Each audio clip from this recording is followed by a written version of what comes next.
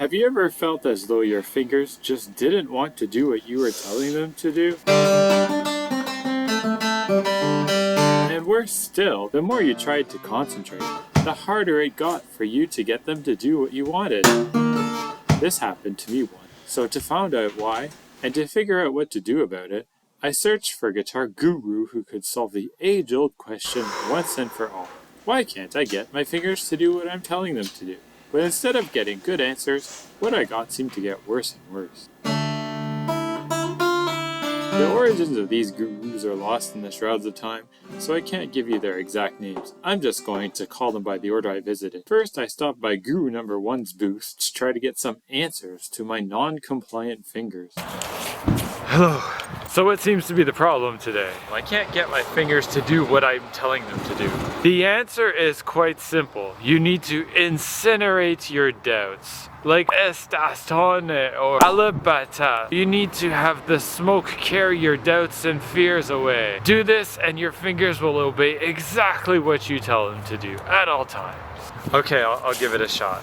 But after lighting up the incense and showering my guitar with ash, I didn't find there was much of a difference in my playing. So I went and visited Guru number 2's booth to try to get some answers.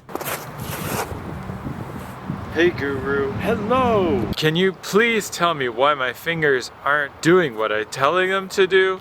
Oh, it's very simple. Your immune system is down. You must take the elderberry syrup. After that, you must do some cold exposure. Very helpful to be able to tell your fingers what you want to do. Is there some sort of guarantee that this is going to work? I don't give a crap. Stop being a wimp. And the best way to do this is to channel your inner Wim Hof. So go out and do the cold exposure and eat that disgusting stuff. That sounds crazy, but I'll give it a shot. The thing about cold exposure is that it's not really about what the temperature is. It's mostly about pain tolerance. Like how long you can spend in the cold. It's really just about pain. You can get the same sort of benefit even just going in a cool pool. There's no reason for you to have to go into any ice bath. The only reason for doing something like this is to resist the pain. Oh yeah. Oh.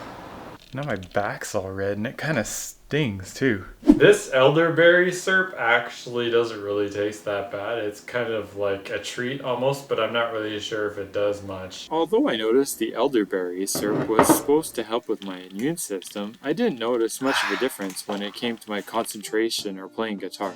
It seemed to me more of a mental problem, not a physical. So I went to Guru number 3, who is a specialist in bodily matters. Listen, I'm getting desperate. I'm really trying to find the answers to my problem here. I just can't figure out why my fingers aren't doing what I'm telling them to do.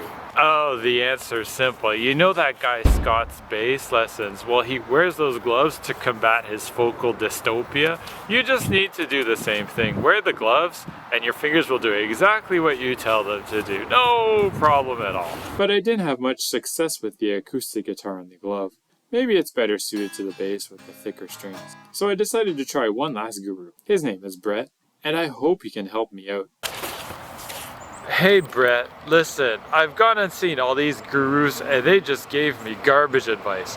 I really need to know, how can I get my fingers to do what I'm telling them to do when I'm playing guitar? The best way I can explain this is with molasses. Oh, no, I've tried a food challenge already, thanks. I'm not trying to tell you to eat anything. I just want to explain. You see, if you slow everything down like molasses speed, you can examine every single movement that you're doing and you'll be able to control everything. Once you speed things up, then you're going to have to rely more on your reflexes. Some people call this muscle memory. Oh, okay, so like doing it slow and then doing it fast. So I like both extremes of practicing. You practice it very slowly, and then after that you practice it as quickly as you can, letting your reflexes take over from the very slow practice that you did with doing the molasses exercise. Okay, that makes a lot of sense. And by the way, if you want more tips like this, you can check out my online course, Play Fingerstyle Guitar Now. I gotta go. Subscribe to the channel. I like to think that there are basically two extremes in the way that you can practice your guitar music. Very slow or very fast. And I like to alternate between them if I'm stuck somewhere and I want to reset my learning. But this method only works if you've memorized what you're trying to play. And if you're looking for a trick to memorize songs quickly, I share it in this video where I show you how I learned fingerstyle guitar songs quickly by using the chord shape method. So I'll see you in that video.